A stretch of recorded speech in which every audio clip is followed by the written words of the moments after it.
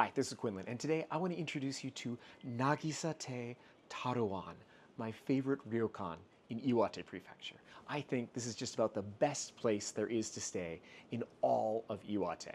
This little ryokan is located on the northeastern coast of Iwate, on the Sanriku coast, right basically in the Sanriku National Park along the Michinoku Coastal Trail here in Taro. If you've heard of Taro, you may have heard of it in the context of the 2011 tsunami. This city had an enormous 2.4 kilometer seawall that didn't hold up on that March 11th tsunami, and this area was devastated. In fact, the owner of this hotel, Mr. Matsumoto, was here right when the tsunami struck. He previously owned a hotel called the Taro Kanko Hotel, which remains now as an artifact, a remnant of the tsunami. And in fact, if you come and stay here, Matsumoto-san will show you the footage he took of that day out the window as the tsunami came crashing over the seawall and gutting the hotel as he stood within it. My room in the Jiro building, room 6. Here we go. Yes, I've been in here already, of course. Got my raincoat hanging up there. And what a view out all these windows. We're right above the Pacific Ocean, of course. There's the balcony. Little sink here. Where we've got, what do we got here? The little coffees, a nice, this is a local cast iron, Nambuteki. This is made in Morioka. I love that. Nambuteki teapots.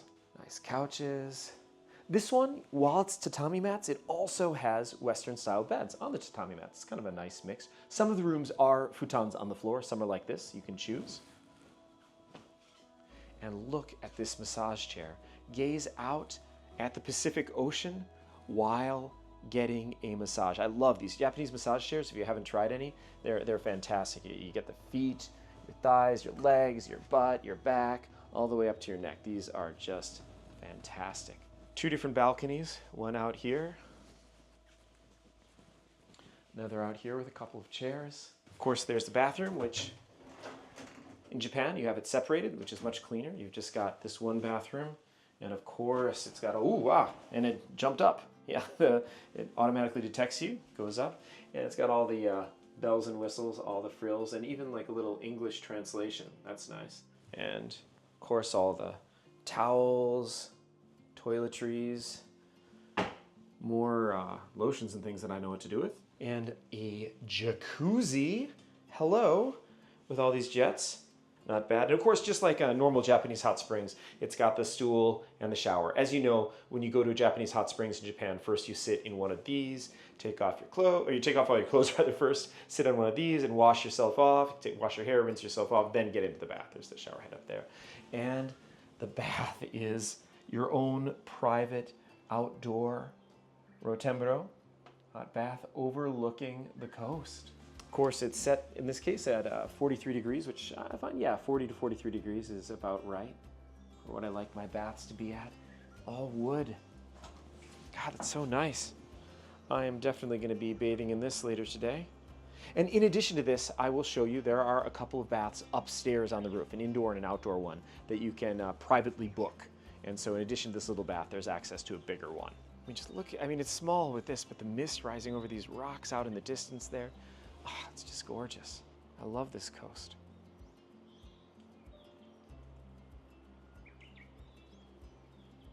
So you've seen what the inside of the rooms look like, but I want to take you just a very short walk down the road from the hotel to show you just this amazing, gorgeous coastline that the hotel is right on the edge of course, high on the cliffs above it. Just about 3 minutes walk from the hotel is this gorgeous view of the coast. Of course, right now it's lost in the mist, but what you're not seeing are some beautiful rocky formations and little islands and cliffs jutting out.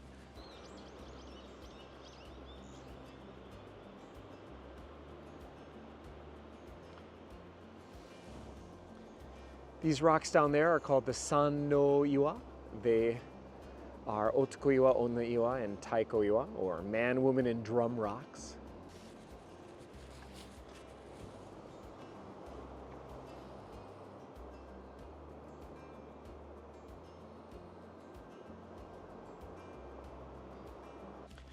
I do love this misty weather though.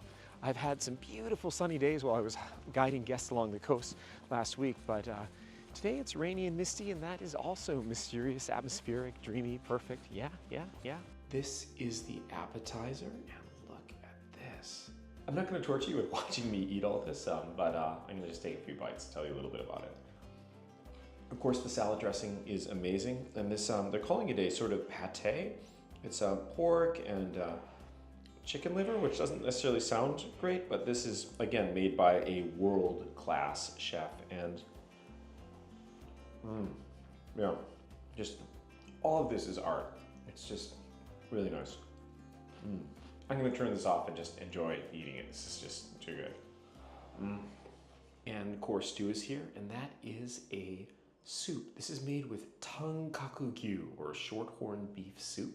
And it is just the beef stock. There's not actually chunks of beef in there, it's the stock. And there's a little bit of garlic bread. Look at this. You know it's good soup when there's a huge plate and it's just a small amount, right? When I do my foraging videos, I feel the same way, but I really wish I could convey scents because this smells amazing. Yeah, no, this is, wow, it's simple and yet just perfect. This is the French and local seafood arrangement that you would normally get. And you can see here, I don't know, it looks like there's salmon and shiso leaf. I don't even know what all this is, but it's basically seafood. It looks like I can see some oysters. On the other hand, if you're a meat eater, he has here a pork shoulder roast. It looks like eggplant and salsa, and it's a yuzu soy sauce. This just looks amazing. This is that famous tonkakugyu here in Tohoku. It's not wagyu that's all fatty and marbled, but rather a red meat with turnips, broccoli, it looks like garlic there. This is fantastic. So I'm gonna torture you a little bit by forcing you to watch me taste this and let you know how it is. I'm sort of holding it really high up here so you can see it. Look at this. A lot of people prefer wagyu, sort of, it's most famous for like Kobe and things like that, but there's also one in Iwate, Maesawa Wagyu, and a few different places really. But I've always liked this red meat a lot better. It doesn't melt in your mouth, you gotta chew it, but it's so good. Yeah, forgive the long silence there, that's just so good. This place costs 60,000 yen per person for 2. It's a 2-room occupancy, so you're getting 2 meals, breakfast and dinner, and that huge amazing room with that gorgeous view, the baths, everything. And it's, in a current exchange rate anyways, $400 a night. But it's just a great place. I really recommend, if you're coming on vacation to Japan, to check this out. This is just dreamy. For course 6, I think, is teriyaki chicken, and it looks like nasu, Japanese eggplant. Perfect. And for course, what is this? Course 8, we've got a sort of, looks like sukiyaki style, they were calling it. Beef on rice and a soup. It just keeps on coming, keeps on coming. And here is the dessert at last. I'm so full. It says, Arigatou gozaimasu, Taro-an. And look at this dessert. We've got some sort of sherbet or sorbet, a cake, a strawberry, cantaloupe, looks like a kiwi, orange, all of this stuff. All right, what a feast this has been. Well, I'm gonna finish off dessert, head to bed, but tomorrow morning I'm going to speak with Matsumoto-san, the owner, and so I will talk to you tomorrow morning. This is the rotembro, or the outdoor bath. And yeah, it is significantly larger than the one in the rooms, but yeah, it's dark, so we can't see a dang thing. It's an outdoor bath. There it is. Good morning. It's cleared up. It's a bit windy right now, as maybe you can hear, but the rain and mists have lifted, and just gorgeous views of the Pacific Ocean. Take a look at what I'm looking at right now. This coastline in Taro is just stunning. I could sit here for hours and just watch the waves crash over these rocks. I talked to Matsumoto-san about why he opened this hotel after the tsunami destroyed his other one and his experiences during the tsunami. And so take a look at that. 渚亭タローアンの、社長の松本です。津波で流された太郎観光ホテルの建て替えの場所です。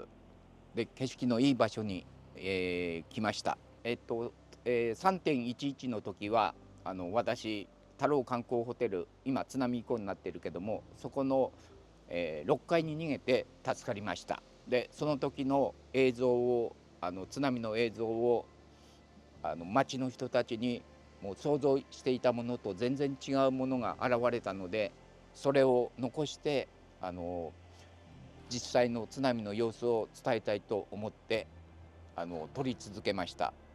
それが今太郎観光ホテルとかタローアンのところで、見ることができるようにしています。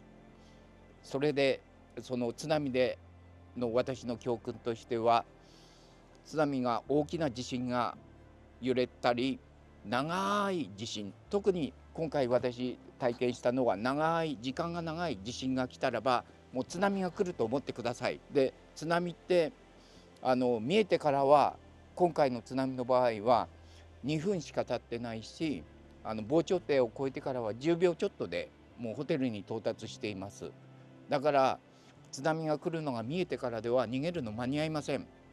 だからもう地震直後にすぐ逃げれたらもう高いところに逃げてください。それが命が助かる方法だと思っております。So if you come up to hike the MCT, I hope you'll, one, hire me as a guide to take you along if our schedules match, and two, enjoy a night at the Taro-an. It really is worth it.